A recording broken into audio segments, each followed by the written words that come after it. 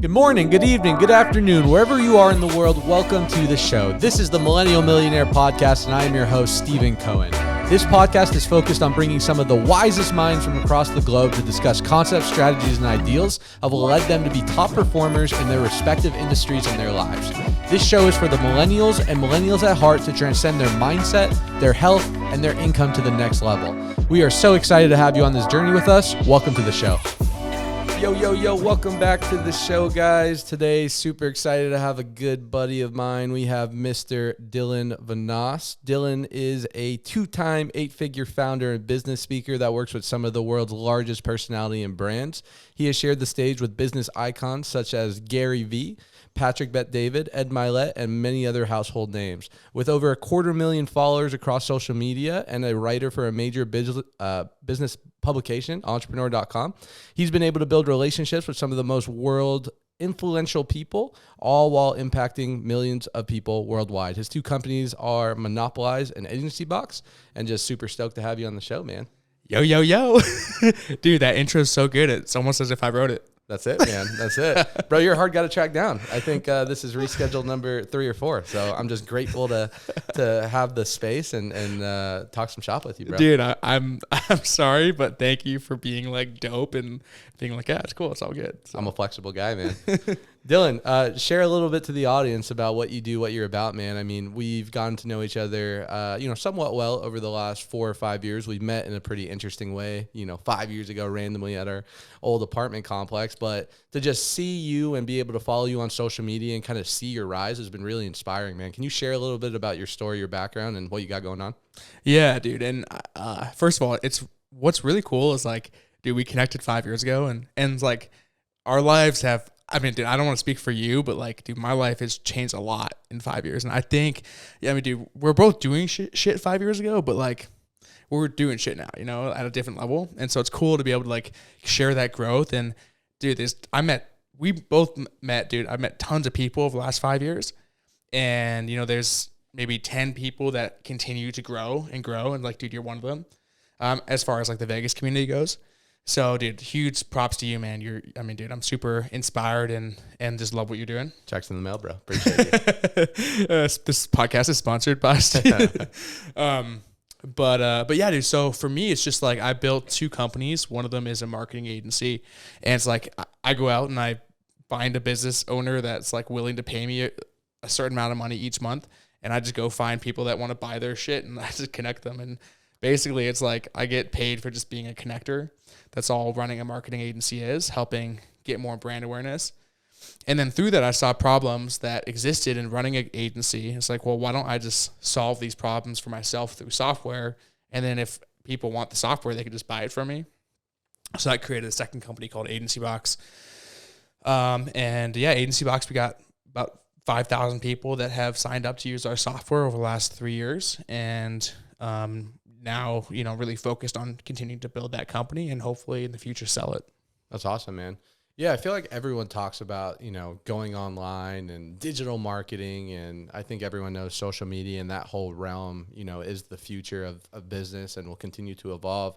But I think you're one of the people that I know that is actually doing it at a high level. I mean, coming and seeing your guys' space and your operation, and all the employees. And it feels like every person who I feel like is doing something big in that space in Vegas, you have some type of connection or influence with.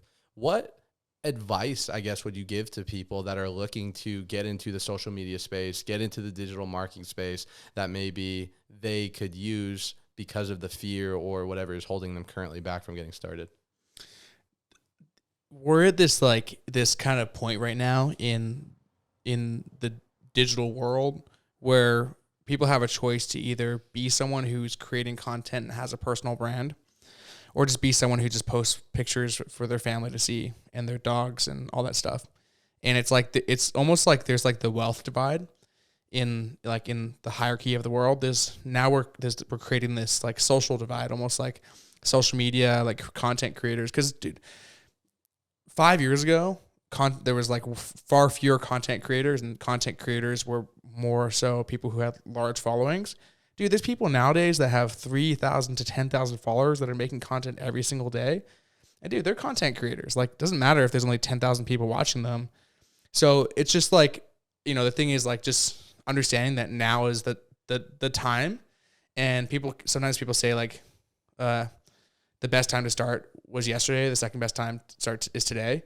But when it comes to like social media and like the digital world, there isn't going to be a today for that much longer. The today won't exist in 2 or 3 years time. It's going to be so hard because you're going to be competing against all these people who've been doing it for years. So lesson number one, or I guess point number one, is to go ahead and actually just start and like get over that like fear. Like, dude, you were just telling me before we jumped on, like, I wish I started like 8 months earlier when we had that conversation about it. And then number two is like who are the people that have, so the fastest way to get anything you want in life is to find someone who's done it and convince them to show you how. So for me, it's like, dude, my best friends are like some of the top content creators. And why? Well, I've just developed relationships with them. I love them. They're cool people to be around, but also I get to learn like you're the average of the 5 people you spend the most time with. Obviously, we know that. So it's like, let me surround myself with some content creators and then like be able to learn how to make good content. And through that, I've learned, for example, one of my buddies, he spends like 45 minutes on the thumbnail of every video he posts. He's got like 2 million subscribers on YouTube. I mean, dude, 45 minutes on a thumbnail for someone who's seasoned and experienced. He's doing it himself. I know Mr. Beast spends, I don't know the exact stat, but a heck of a lot of money and a lot of time to create every single thumbnail because he knows that's the most important thing. But had I not learned that through osmosis of being around these people, I would have never understood like how important the thumbnail is. Totally. Yeah, man, you're definitely connected with some guys they're crushing it, at their space, YouTube specifically, Instagram, social media. I guess what would you say to the people like myself? We had a conversation, a year ago, 2 years ago, where I knew I should have got started in social media, but I was so focused on my business doing solar that I didn't want to shift focuses. And it was never really a desire of me to, go create YouTube videos and go share my personality and go make all of these ad revenue and so on and so forth. So how can social media benefit someone where maybe it's not trying to be their main hustle and their main focus where they're going to make millions of dollars, but could potentially complement the business or industry they're already in? There's definitely this thought that like, I'm going to counter that. Cause your thing, what you're saying right now is like you now believe in the power of social media and you would like other people to do it, but I don't necessarily think it's right for everyone. Like I do where I'm at right now. Like content for me takes so little time in my business. I have systems and processes to get it done. So, I've been pumping out 2 YouTube videos every single week. I put out a piece of content on Instagram and TikTok and short form YouTube shorts, every single day, at least one piece of content, some days 2. I post on Twitter and LinkedIn a text piece of content every single day. All in, like all that, that content is hundreds of pieces of content every single month. Not to mention, I also post on my business pages. So all that said, I've been creating systems where it's like, I didn't just, wake up and it's like, hey, let me just post everywhere every day. And so now, I have systems where I just sit down, I shoot the content, it gets sent off to my team, they edit it, they take care of it.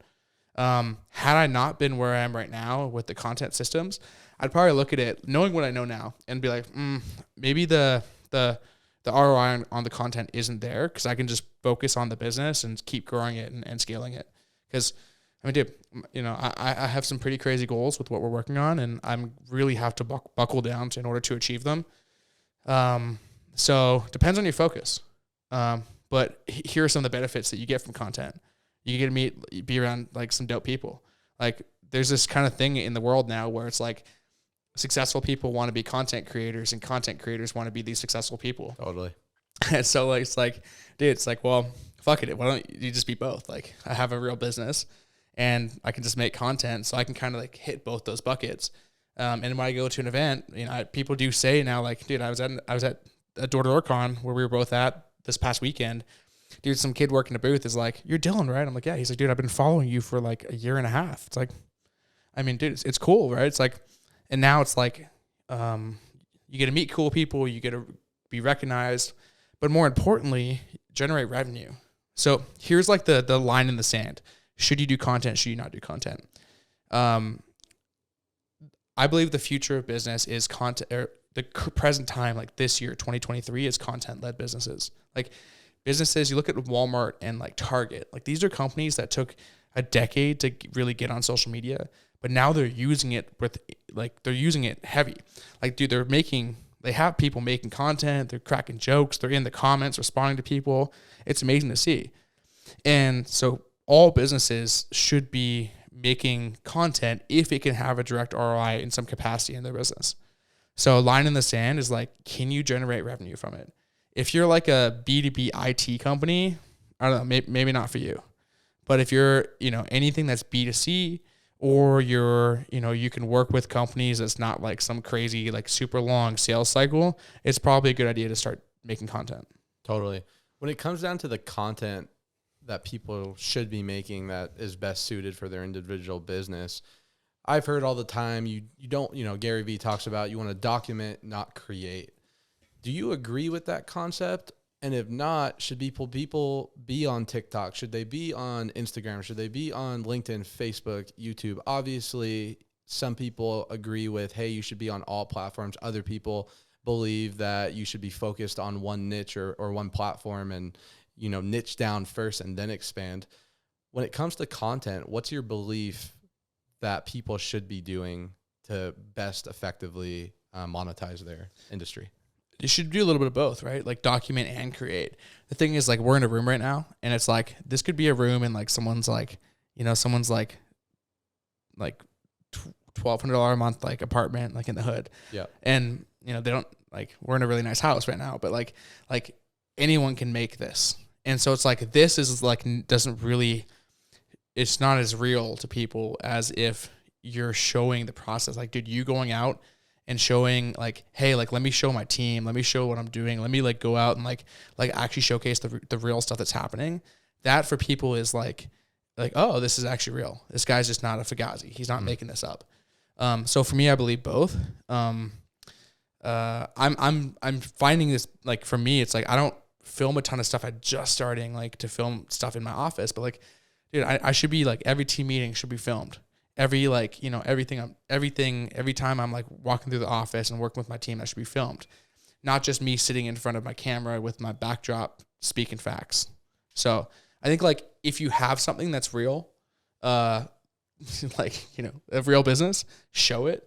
And if you're someone who maybe you do live in you do live in an apartment, you're just going to carve out a little corner in the room, like, just do it. Like, that's fine too. But whatever you can get done, the key is with consistency. Just do it, because don't start something that you're going to like fail, or don't start something that you can't realistically do continuously for a long period of time. Yeah.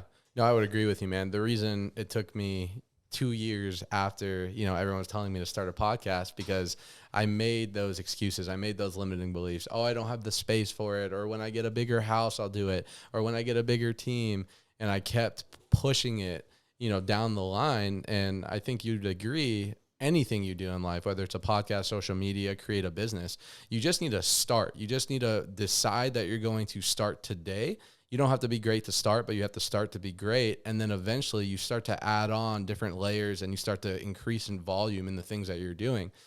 Why do you think most people that would benefit from social media or creating content or the whole digital space don't stretch themselves and start to explore that avenue for them businesses and themselves? Dude, people are scared. Like, people are scared to take action. One of the things in running my agency is that I've realized is I get people to pay me for encouraging them to take a step and take a risk on themselves. And I think the thing is, like, I can all day long sell someone on like, here's like what we're offering. We have amazing offers, all that stuff. But if I can help someone take that step, it's like, I've always wanted to make content. If I can just push them forward a little bit, it's like, all right, let's go ahead and do it. Not only do they pay me more, but they also love me more because now I've been the biggest champion in their journey. And so it's like, I think just from experience, it's fear.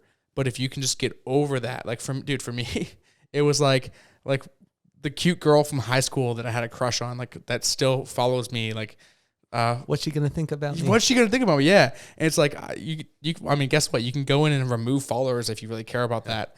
But it's like just speak what is true to you. Speak your truth, and then like say it out there. And dude, no one cares. If you look at my analytics right now, like 95% of people that see my stuff don't even follow me. They don't even know who I am. So it's like, why do I care what my followers have to say? Like, we're creating content for the people who don't know us and hoping that we can capture some of them and bring them to know us. That's well said, man. I would agree. You know, I wanted to do the whole public speaking and create content and which, by the way, you're really good at, dude. I've seen you speak. Like, I've seen you speak multiple times now. And like you always, like, in the room, you're always like the guy that blew everyone away. I appreciate that. Yeah. Thank you so much. But that's a passion of mine. And I realized that in order for me to eventually be the Ed Milet's of the world and, you know, the Tony Robbins and be able to speak on stages of tens of thousands of people, obviously you have to actually create something in your real life that's worth talking about. You know, there's too many fake gurus out there that, you know, just talk about Fugazi, as to your point, that haven't actually created something in their life. So step one is, you know, make your offline life cool. But step two is you could be the best, you could make $1 bazillion. But like you said, super wealthy people want to be influencers and influencers want to be super wealthy. So you have to have that second step of the occasion in terms of creating brand and being able to expand your reach in order for at least myself to get to that level.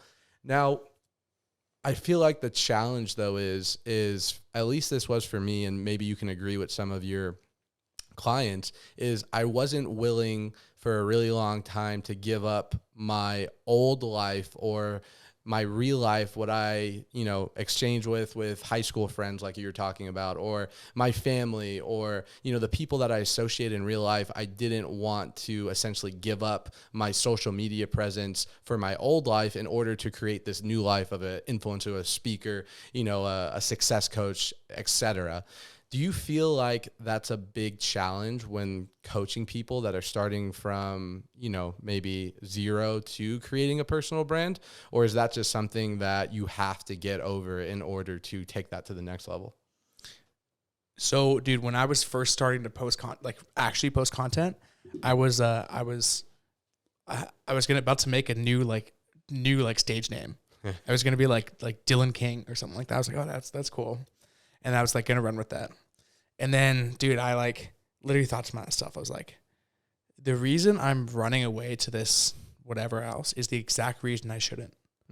And so it's like, let me face this shit, overcome this obstacle. Otherwise, it'll just like anytime we run away from something, like that is going to continue to haunt us either in another form or another way, or that same thing will come back and haunt us. So either overcome it now or allow it to grow into a bigger thing and have it come back to you later. It's like now it's like, cool. So people that didn't care about the content I post now unfollowed me. I'm pretty sure my mom unfollowed me. Nice. She's like, thanks, Mom. Yeah. And she told me, she's like, well, if you just like posted more like personal stuff, I'd probably follow you. And so whatever. she follows me again now. But it's the thing is like, let them unfollow you. Like let them go away. It's just, we're changing in life. We go through these iterations of ourselves, and it's like a snake, right? Coming out of its snake skin and going into the new version of itself. Like old stuff has to be peeled back in order for us to elevate. And so just you gotta face those obstacles and then push through. And that's like how you become the next level of yourself. Yeah, it's almost like a shift in identity. You know, you have to give up the old Dylan or the old Steven, what your friends and your colleagues and your college buddies used to look at you at, and step into this new identity where you want the rest of the world to view you as. Because, you know, as we all know, at the end of the day, right, the world views you as you view yourself. And if you're able to shift your self-image by shifting your actions and the way you think about yourself and the content, information, and message that you put out to the marketplace, then essentially it's going to shift the way that you view yourself. In terms of... Now, just one thing to add on that. It's like, sure. I actually have what I believe to be the easiest way to change your entire life. And so the easiest way to change your entire life is to move to a different physical location. Because when we're in a location, we're surrounded by the same people, We're surrounded by the people who care about us, but they think about us, they call us in their time of need, and they see us as who we were. For me, the biggest leap I had in my life was when I moved here to Vegas, because you literally can be whoever you want to be.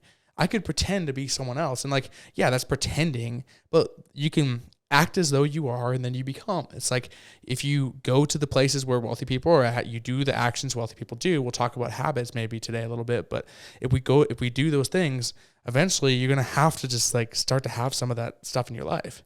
So for me, it's like, let me move away from my friends. Let me move away from my mom and my dad and my sister, who when they see me, they see, oh, that's Dylan, like our Little youngest Dylan. kid, little Dylan. Yeah. And like, like, Dylan's always cracking jokes and being a goofball. It's like, and they keep telling me who I was. I don't care about who I was. I care about where I'm going. And so let me get away from them. And I love them. Like, I still talk to them like, a couple times a week, but like, I'm moving to someone else. I got higher shit to do. Like let me go do this.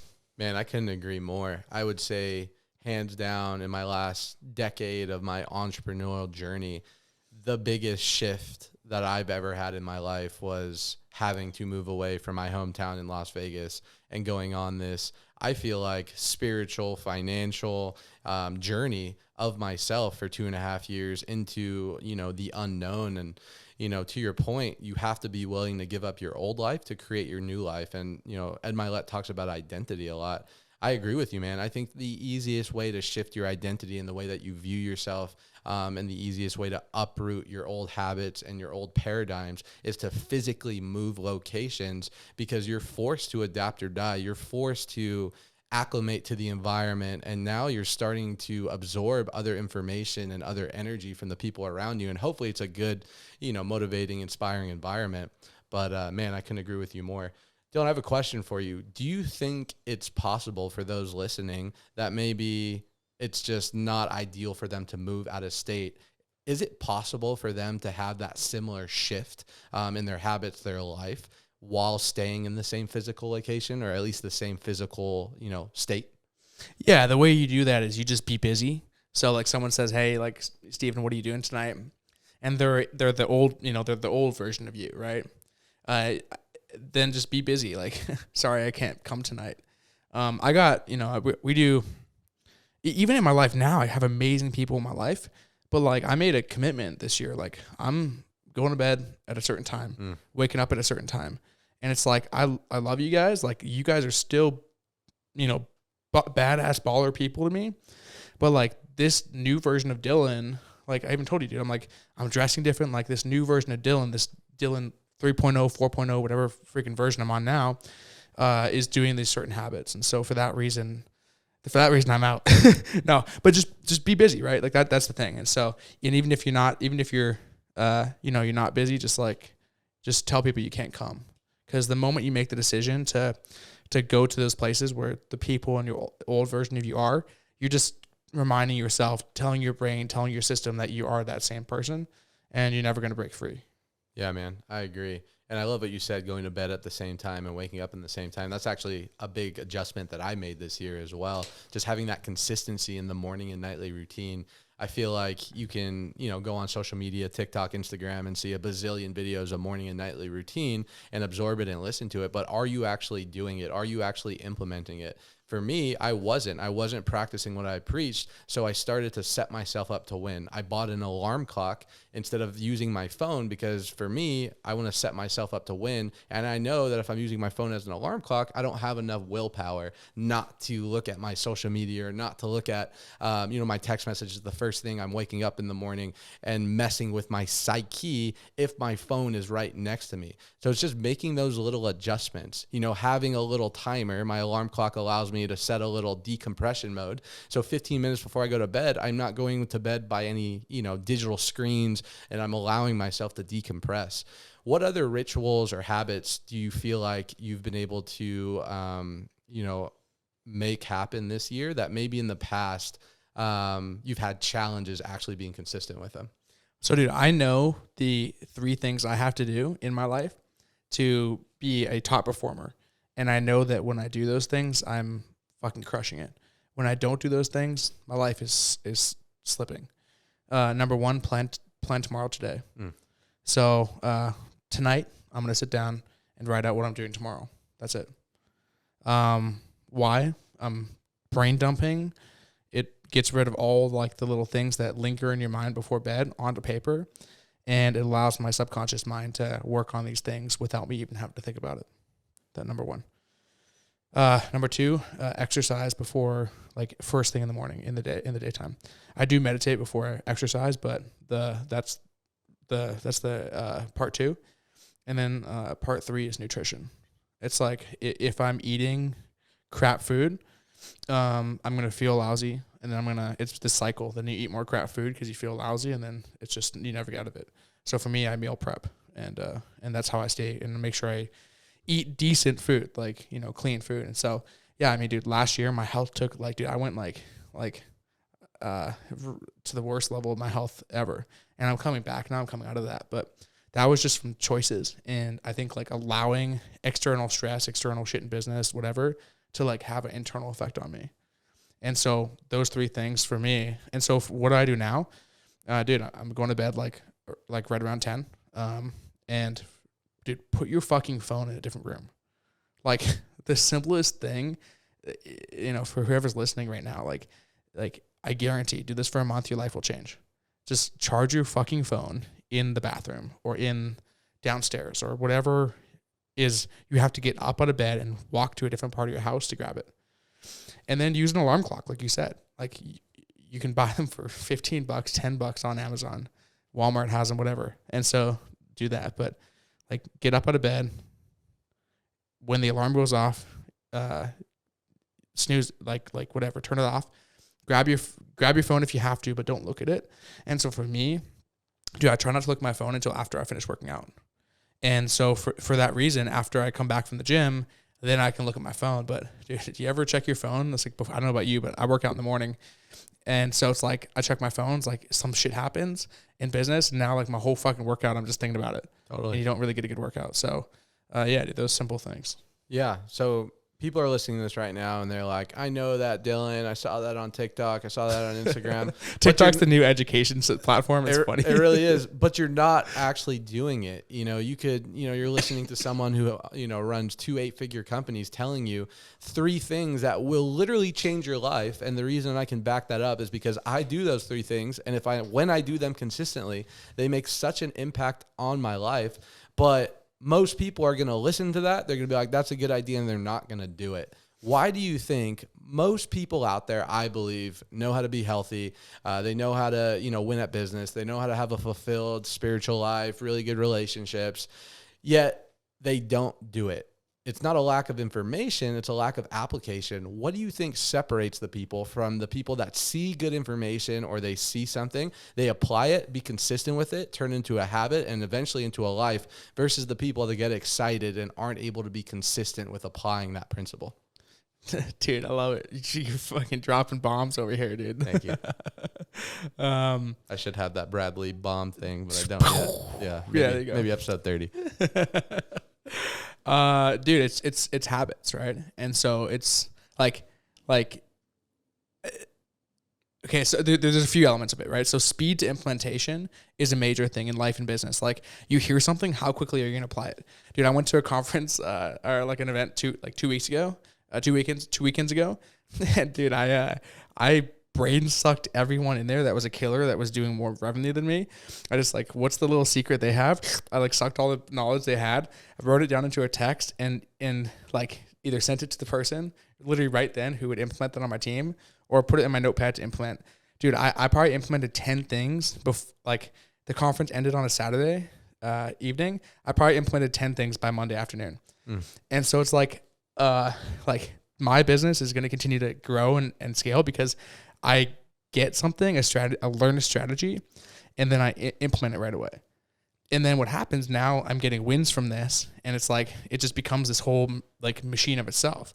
It's like a snowman. You pack a little snowball and you roll it around. You probably don't know because we don't get snow in Vegas. You probably don't even know what a snowman is. Never been to Canada.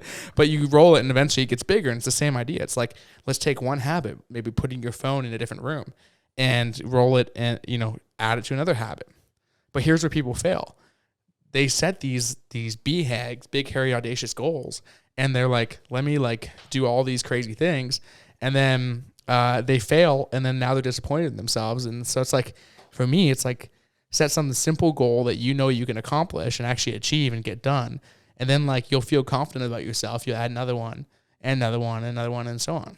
Little wins. Yeah, little wins. And then the only other thing to add to that on habits is what's your purpose and mission? Like why are you waking up today? Because once you have habits, it's really hard to lose habits. But in the initial process of like when you're building a habit, shit's hard. Like the first 3-4 weeks of working out is hard. First 3-4 weeks of doing anything is hard. So what's the purpose when shit gets hard that you're going to persevere and stick through and actually like push through and do it? Totally, man. You have to have that clear desire for what you want. Things get challenging. We've talked off camera a little bit about the adversity that you faced in your business.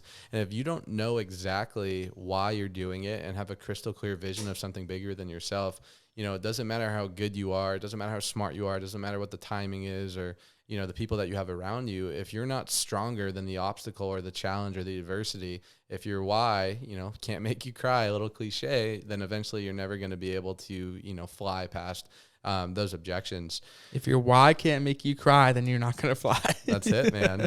Dylan, how do you face objections, man? How do you deal with adversity? Because, seeing your growth and your trajectory, being at your office, dealing with all your employees and, it's not an easy business what you're running, let alone 2 businesses. What is your perspective when it comes to adversity, dealing with challenges and the way that you overcome it? Dude, I don't have any other option. Dude, I had 2 people quit yesterday. 2 of my employees quit, like critical people. And up until like 7 months ago, I was kind of like, no one on my team has ever quit. It was kind of this like bragging thing.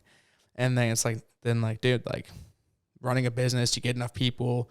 I'm like implementing, I'm not going easy on people anymore. Like we have fucking procedures and SOPs that if you don't follow, you're getting a little whip on the back, metaphorically speaking, of course. So dude, yeah, it's just like, I don't have a choice. Like shit's hard, but end of the day, like I chose this path. I can go get a sales job. I can go, dude, come work for you and like go knock doors. I can go do something that is, is easier or like whatever and make probably a phenomenal income doing it.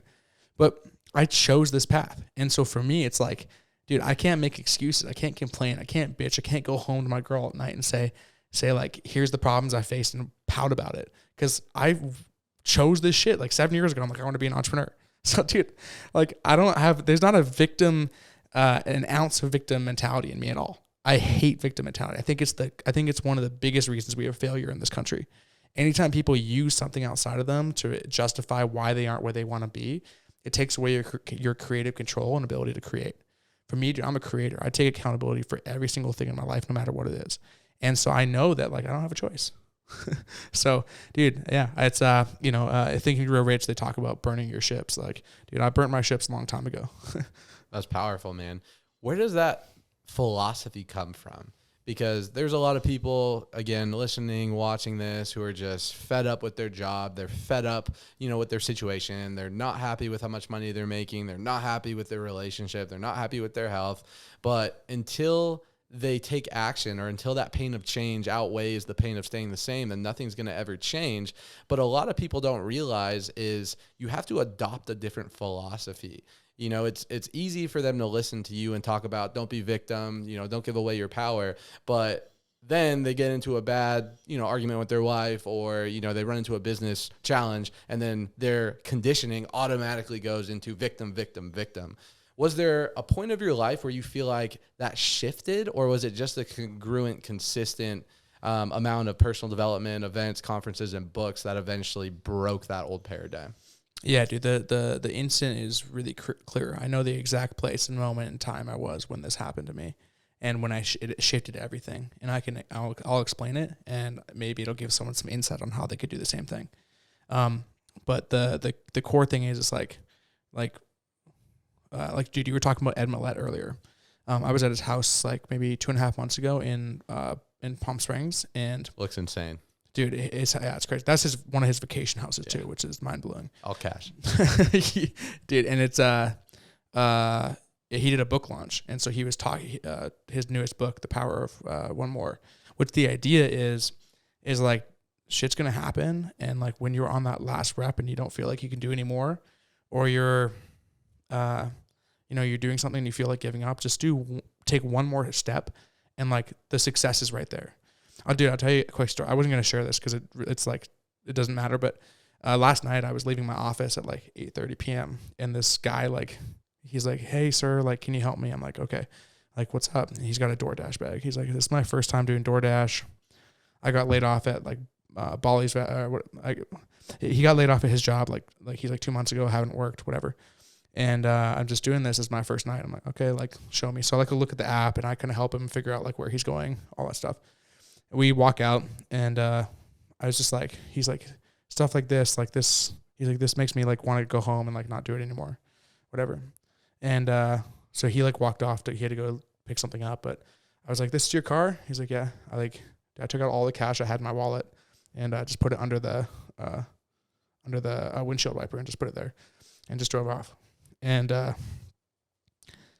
think like end of the day, it's like I wanted to give him something to like push through and stick with it, and feel that when like, you're at a wall and you feel like giving up, like just keep going, and good stuff happens. So it's powerful, man. Yeah. So dude, the instant that changed my life and the way I think, I was 16. I went to this leadership camp called Leap in California, and basically my parents sent me there to like, hopefully you learn something. And dude, it blew my mind. Because my dad's a dentist, his dad was a dentist, so naturally I thought I was supposed to be a dentist. Well, I'm very far from that. You got good teeth. Dude, I didn't drop out of college once. I dropped out twice because the first time didn't piss my dad off enough, so I figured I'd like go back and do it again. But I went to this camp, and I met this guy, and I was like, "What do you do for work?" And he's like, "I'm an entrepreneur." And I was like, I had heard that term growing up, and it always intrigued me, but I never my parents never talked about it. It wasn't a true career path, but this guy's telling me that's what he does. And it just opened my mind up. I was like, dude, it shook my world. Maybe the stuff my parents told me all my life isn't true. Maybe there's alternatives out there. And it just made me start challenging, like thinking and questioning everything. Like, you tell me something, I'm not accepting that. I don't care who you are. I'm going to sit here and drill. You tell me that a vaccine is safe, dude, I'm going to go ahead and ask you questions to learn, is it truly, I'm going to make my own decisions on everything, because I don't accept what anything tells me, because my dad told me that being a dentist was the best thing. And he brainwashed me until he told me, not directly, through someone else. He said, they told me, "Hey, your dad always comes into work and brags about you. And he actually said once that in my next life, I want to be you." Because I didn't follow the status quo, and I didn't do what my dad told me to do. I did what my heart told me to do. And so I think that what's the path for these people listening? Like, when shit gets hard, what is it? It's like, what do you really want to do? Like, I'm not saying quit your job and go start a business overnight. We do need stability. Like, I'm all about keep your job, keep working until your side hustle income replaces your main hustle. But what do you really want to do? We all know how to be healthy. We know how to all this stuff. We also know what we want. Deep down inside of us, we know what we want. But why don't people do it? I don't know. So I think more people should pursue what they want. Yeah, man, I would agree. I think it comes down to, like you said, challenging and bringing awareness that the system isn't what everyone made it out to be. That getting a really good job and working up the corporate America ladder, working 40 hours a week for 40 years of your life to hopefully retire on 1/4 of your income, go to Hawaii once or twice with your wife and die. That is not life, but that's what the system teaches you. I had a similar experience, when I got exposed to network marketing when I was 21, 22, it completely shook my world, because everything that I thought What company about were you success, with? Viva. The YPR, the OG energy drink. But everything that everyone told me about success and money and school, I quickly found out with real life evidence, with a 23-year-old sitting next to me making $20,000 a month from his smartphone, that all that was a lie. And what happened was I had to start to rebuild my belief system around something that was actually congruent to my life. Now, Dylan, you're a successful dude, man. You're running, a digital company, but you have employees, you have, hard cost, you have overhead. What made that shift for you where you went from just entrepreneur wanting to be, something out of life to actually starting to construct a legitimate business and scaling it from 1, 3, 5, 7 employees to where you are now? Dude, well, you mentioned network marketing, MLMs, and I never did that, but I just wanted to say, like, dude, I think I used to hate on them a little bit because of like the stigma until I started to hear like the success stories. Dude, Ed Millett, like, he came from WFG. I got a homie that, dude, him and I, we started our businesses at the same time when we were like 19. We went to the gym together at 5 a.m. every day and would like whatever and talk about our business ideas. He started WFG back then. And now, we're whatever, 7, 8 years later, he's making $1 million a year, over $1 million a year doing it. So yeah, it's possible, like, if you really grind. But the other thing is, like, dude, the amount of stuff you learn, like, for a lot of people, that's the catalyst. And like, that's the thing that changes their life from knowing there's more out there. So I think I think it's a good opportunity to learn and grow. We'll drop the link after the show. Dude, let's start one. The solar pyramid, solar agency. Yeah. But yeah, dude. So for me, it was like, okay, I have something, an idea, right? So here's the progression from idea to, making, $20 million in revenues over the last 4 years. Started the business and started to go out and just like sell. And like, dude, I didn't start an LLC. I didn't do anything. Like, I literally was like, fuck all that shit. That shit can happen later. Let me make some money right now. And so then I went out and sold my first client. I found them on Upwork, and she paid me like $3,000 to build her some funnels and websites. I had no idea how to do it. So for the next 3 days, I just stayed up all night watching YouTube videos on how to do it. Did it myself. All right, cool. Boom, boom. One deal done. Then I landed a client on a monthly retainer, and they were paying me every month. And it's like, all right, now I got cash flow coming in. And for everything, someone would ask something, and I wouldn't sit here and say, okay, is it possible? How do I do it? Like, yes, I can do it. Say yes and then figure it out. Because like, when you're starting a business, you don't have the luxury of saying no. You don't have the luxury of being picky with your clients. Like, take what you can get, especially early on, and prove the concept works. And then you can be a little more picky down the road. So dude, that was that. And then for stuff I couldn't do myself as I started to grow, I tried hiring employees, blah, blah, blah. Like, dude, it's hard. So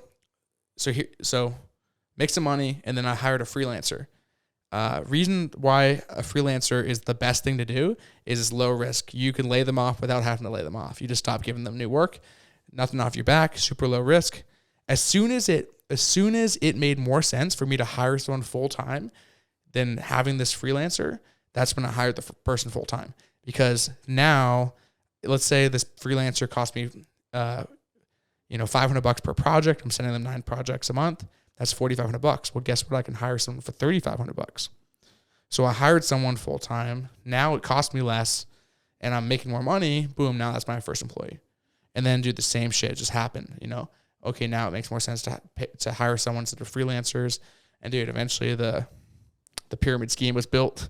The corporation. I got over 75 employees now. I've got an org board with multiple divisions of my company. We have admins for every division. It's a whole engine now. And if I stepped away tomorrow, it would probably run for a good amount of time. That's crazy, man.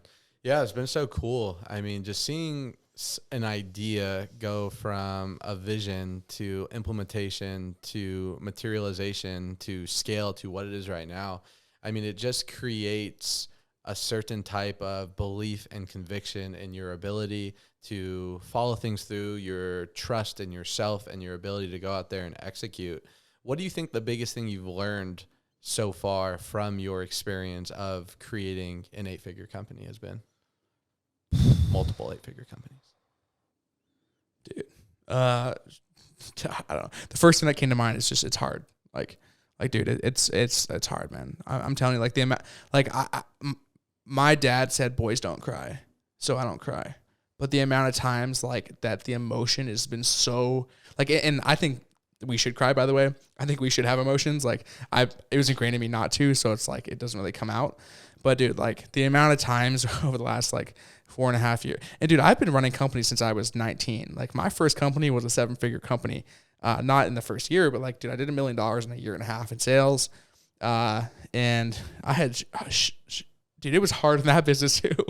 And, dude, I had a pretty nice like childhood and upbringing, but oh my God, dude, like sometimes there's been times that crossed my mind where I've been, all right, I just want to like go get a job. Like, is this worth it anymore? And every time that's happened, it's been just for like a split second, right? Like, 15 seconds. And then it's like, hell no, like I'm moving forward. But dude, oh man, it's hard. That's the biggest thing. It's like, and yeah, you got to push through. Like nothing. Like there's people out there, dude. Like you might look like it's easy for I see other people. Like dude, everyone's going through shit. Like to build something, unless you're like just straight like scamming people. Like dude, you're if you're selling a real product, you're building a real company, actually helping people. Like dude, you're gonna go through these challenges, and it's not easy. So. Absolutely. That's not necessarily exactly the most positive thing, but dude, it's so. You agree? Like, dude, it's hard, man. Yeah, no, it's real, man. Have you been close to giving up ever? I wouldn't say close to giving up, but that same thing of like, man, I'm just gonna go get a job. Like, is this even worth it? Like, I want my sanity back in certain seasons of my life. And it's funny that you say that, because I think all successful people have that similar experience, no matter what level you are. For example, back in the day when I was broke and all I wanted to do was make 6 figures, I thought if I made 6 figures. Back when you were like 12, probably. Yeah. 19, 20, 21. I just thought if I made 6 figures, my life would, be forever changed. I'd be traveling the world. I'd be drinking, Mai Tais and smoking a doobie in Maui, and life would be good. And then I quickly realized, after making more money and having a lot more experiences, and then crossing certain, benchmarks financially, and, certain dreams and goals that I've accomplished over the last couple of years, that it doesn't get any easier. And there's not like this silver, there's definitely a silver lining, but there's not like this end of the tunnel feeling where it's like you've made it or you're done. And, the quote is so real: new levels, new devils. Even today, I do my best to focus on gratitude and appreciation. And, when things get challenging and I get frustrated and things don't go right, I try and focus on where I was to, step into that appreciation and gratitude. But even doing my best to prime my mind and on that, aspect, it still gets really hard. It still gets, challenging. I remember hearing the quotes like, more money, more problems. And when I first heard that, I was like, that's bullshit. It's broke person said that.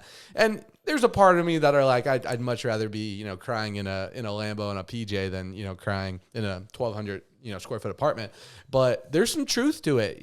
With more money comes more responsibilities, more things to go wrong, more challenges, more things to overcome. But I think, in hindsight, like, that's the beauty, right? It's not necessarily the result that is the fulfilling part and the part that makes you a better person. It's the process. It's going through the challenges, going through the adversity, dealing with, crazy stuff that you wouldn't ever expect in your businesses, like you and me have both gone through, and any successful person, and overcoming it and coming out the other side, because those notches, I feel like, in your belt are what gives you the right to continue to level up and be able to support people and be able to mentor and guide people. Because if life was super easy and there was this, just straight shot to the top, then there'd be no cool experiences. Your adversity, your character would never be tested. And, as much as some days I wish it would just all be easy, in hindsight, as Jim Rohn says, right, you don't want it to be easy. You want to be better. And I believe that 100%. Yeah, dude, that's, it's just crazy to think about those notches you said, like in the belt. Dude, I don't know about you, but every time something's gone wrong, I'm not making that mistake again. I now do everything differently. And every time some shit goes wrong, it's usually what, honestly, a mentor or someone else told me to do earlier that I didn't listen to. And so then I correct it. And sometimes we got to learn by doing. So, dude, let me ask you a question. Do you ski or snowboard or anything?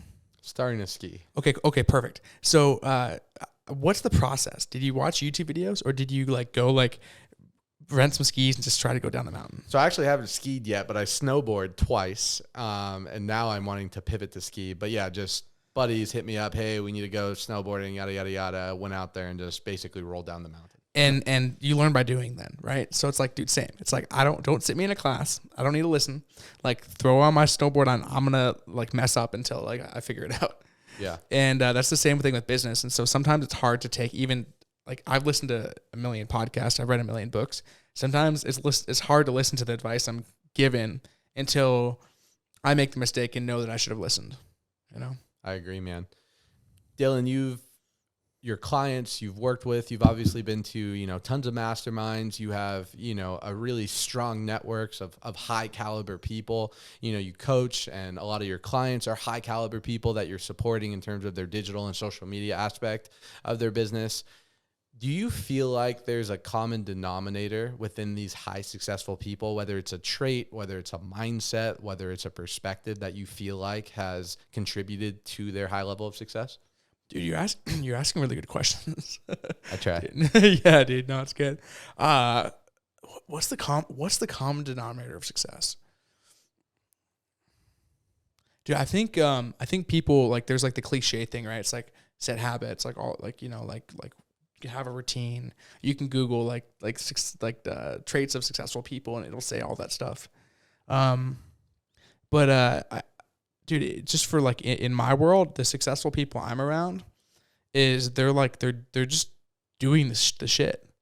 Like if you can, dude, there was this stat I heard recently. It was like most people do like 20% work and they work productively 20% of the time and do nothing 80% of the time.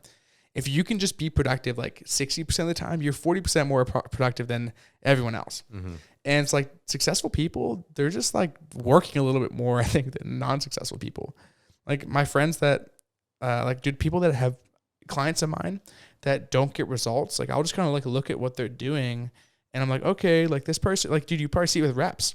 Like the rep that's like out there, like they don't have to be out there for 80 hours a week knocking doors to crush it. Like, dude, if they're just out there like 45 hours a week, they're probably going to crush it and like putting in time. But the guy who's out there saying he's working 40 hours a week, but he's like slacking off, going slow, like, dude. So I think it's just, dude, they just do a little more than everyone else. I don't think it's rocket science. Like, yeah, there's a system, right? If you're doing the wrong actions, if I'm knocking on doors in the hood, I'm probably not going to get many deals. But if I'm just trying to speak your language, but you're speaking it. but yeah, dude, if you're in the right neighborhood, you're knocking on doors, you're walking quickly between doors. I've never done it. I have no idea, but you ride your Segway between doors if you're, and whatever. But yeah, dude, just do the action and do it consistently and don't do too much in like 1 week where you get burnt out and stop for 3 weeks. Like just do a little bit every day and eventually you'll be successful. No, I agree with you, man. It's just the little things. I think everyone, I know myself personally, I'll speak, personally. I remember when I was, in network marketing, just hungry, wanting to make things happen, broke, like banging my head against a wall, like trying to just to get a little bit of success. I always thought, man, there has to be something. There has to be something. Like they're saying something. There's this, secret sauce. They're reading a certain book. They're watching this, YouTube video that's creating all this success for them. Like there has to be something. And then after I finally broke through, I'm like, man, it was actually just doing all the things that I know I should be doing consistently. And over a long enough time horizon, it finally worked. And I think just people give up too fast before they accomplish their goals or dreams, because there's levels, there's levels, and a lot of it has to do with your internal dialogue and your self-image. But the way that you level that up isn't just reading books and going to seminars and hanging out with successful people and hoping that, they sneeze on you and you get a little bit of their juice. It's actually taking the action and producing massive activity. So you go through the process to reinforce in your mind that, oh man, I'm doing the things that I should be doing. I'm doing what successful people are doing. I'm doing what the book and my mentor is telling me to do. And I think that is what starts to condition your mind to be like, oh, maybe I do believe that I'm worth X, Y, and Z. I'll share a quick story. So when I was at Door to Door Con, there's I like to call him a friend now, but he's really a mentor. His name is Edwin Aurora. He runs Skyline Security, really successful alarm company. But first time meeting him in person, we talked on Instagram, and the dude's crushing it. Has two, $10 million houses in Beverly Hills, like crushing it. Older guy, probably like 40, 50s. Hopefully I didn't get your age wrong, Edwin. An older guy. Everyone that's 40 or 50 is like, what? Yeah. An older guy. But I had the second to talk to him, and I said, hey man, obviously you've walked the path that I'm trying to walk. I think I'm doing okay, but obviously I have a long way to go. What do you think the biggest difference is that took you from making seven figures to 8 figures? And he said, he's also a friend of Ed Milet, so I speak that content and that language. And he said a big thing was one, proximity. But I thought the reason that he said proximity was very interesting. We all know that proximity is power, but his reasoning was when you start getting around people making 8 figures, or if you're making 6 figures, 7 figures, or if you're broke, a 6-figure earner, right? It's all subjective based on where you're at. You start to realize that these people aren't really doing anything that much different than you. They're not that much better than you. They weren't given this magical golden touch. And what's happening is you're actually conditioning your mind to make yourself believe that those people aren't that much better than you. Therefore, your identity, that thermostat, that financial set point is raising, which will allow you to attract and start acting different based on that new, financial set point. And I kind of already knew that, but the way you articulated it was like, that makes so much sense. I just need to continue to put focus on being around people playing the game of life at a higher level than I am, because by doing that, by being in proximity, I'm starting to condition my subconscious mind to make me believe that they're no better than me. And when the pedestal goes away, you start operating at a higher level. Would you agree with that? Dude, I do. Yeah. Yeah. I think the thing though, the question is like, has my circle, your circle, like have our circles gotten bigger and wealthier people, more successful people just because like we're becoming that? Or is it because we set attention on that and move towards that? Because I think it's just kind of happened as almost like as a byproduct of like climbing the ranks of like success, that now it's like you're with more successful people. I don't know if it's like, I definitely did focus on that. Like, hey, I want to be around higher quality people, but I think it was kind of like simultaneous with my own growth. Yeah. So, but yeah, I think like, dude, if you're around like 10 millionaires and you're not a millionaire and you can stay in that room for a couple years, like you're going to become a millionaire. I can almost guarantee it. And yeah, so I love that. Dude, I saw this guy, he runs a small company in the door-to-door space called Aptiv. You may have heard of it. Yeah, it's pretty small. Yeah. And I met him at Door to Door Con and was just talking to him about what we do. And he's interested in becoming a client. But the thing is like the difference is, dude, we signed up people at the event, right, that came on and became a client. And, it's not a small ticket product. Like, we have things from 10, 20 grand all the way to, 60, 70 grand that people were buying at the event. That said, the difference between like someone that was signing up and like him was he's like, dude, like it's awesome. Let's do it. But like, I got to get my team to like approve it. So it's just crazy to see like, dude, there is levels, right? Like people can be operating at a high level and achieving stuff. But the thing is like, even the highest level people are in the room. Like you just got to find them.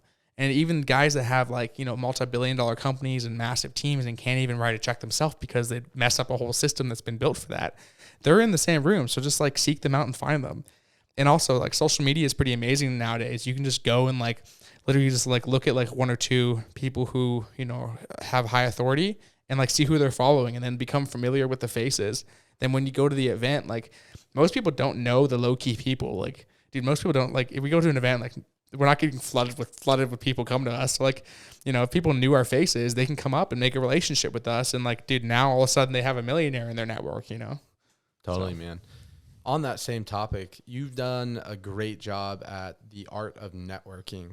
We were talking before, we came on live, and again, like every networking event I feel like that I'm at, you're at, a lot of people know you. A lot of, successful people who I study on YouTube affiliate with you. And the crazy thing is you're not even from Vegas. How have you been able to develop that network, and what tips would you give to people looking to increase their networking skill set? Dude, so first off, I love people. Like, I just love, like, put me in a room with people, like, I just love it. Like, I don't know about you. I think you're more like an introverted guy. Yeah. So, for me, I want to be around people. That's something, but like, not everyone has that. So like, here's the key that unlocks infinite relationships and will give you value, for the rest of your life, is if you build relationships, give value, and expect nothing. And expect nothing, ask for nothing. Like, I have friends of mine that come to me and are like begging to work with me, like not begging, but they're like, hey, let's work together. And like, I'm so reluctant because like, I don't want anyone in my network to think like, hey, I'm trying to like get the relationship. Like, dude, I'm prioritize the relationship over everything else. And I'm not looking for like a quick win. Like, I'm not trying to, like get someone to buy my services or, someone to shout me out. Like, I don't care about that. And so for me, dude, it's like meet cool people, build that relationship, don't ask for anything, add value, and expect nothing in return. How do you get in those rooms with those cool people? So starting out, like access, I think, and like you can like buy access, you can buy access to events. If you don't have money, there's free events. Like, I don't necessarily know. Kind of the idea is like, you gotta go outside your comfort zone and like go to an in-person event. And my goal at every in-person event I go to is to make 2 new friends and 1 new opportunity. And what happens? Well, if I go and I make 2 new friends and I go to an event like, a month later, well, I know 2 people there. Comfort zone, right? I can see them. But I'm gonna make 2 more new friends and 1 new opportunity. Well, dude, you do that for a year, and if it's like the same kind of circles of people, like, fuck, you're friends with everyone in the room, and you got 12 opportunities out of it if it's an event every month. So I think setting that intention going into it and not putting pressure on like, hey, I got to close some deals from this, like just going into the room. And then find like there's free events. Like, I'm literally hosting one in March in my office. Like, it's on Eventbrite. You can just go to it and come. It's like for a whole day, I'm literally going to sit there and do what would be ultimately like a $10,000 or $20,000 mastermind. You just get to ask me questions all day. I did one in like November, had like 25 people that came to my office. I capped it at 25 spots, but I had like 25 people there, and dude, they get to sit with me for a whole day, see my operation. Like, dude, there's free shit you can go to if you just like are looking for it. Yeah. No, that's dope, man. Dylan, you've been a beast, bro. I appreciate you coming on. My last question for you is, what is more important, who you know or what you know?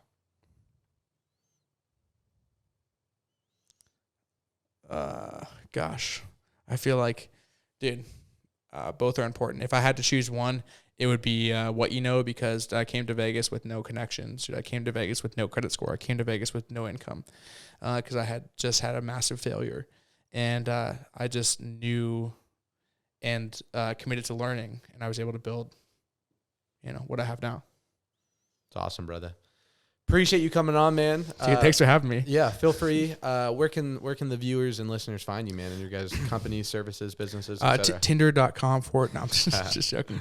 Just my Instagram is usually the best. It's just my full name, Dylan Vanas, DYLAN, V as in Victor, ANAS. And you can shoot me a message. You can hit me up, see my companies. It's all there. Awesome, guys. Definitely go check out Dylan. His companies and himself provides fire content if you're looking to take your business to the next level. Guys, thank you so much for listening. Till next time. Peace.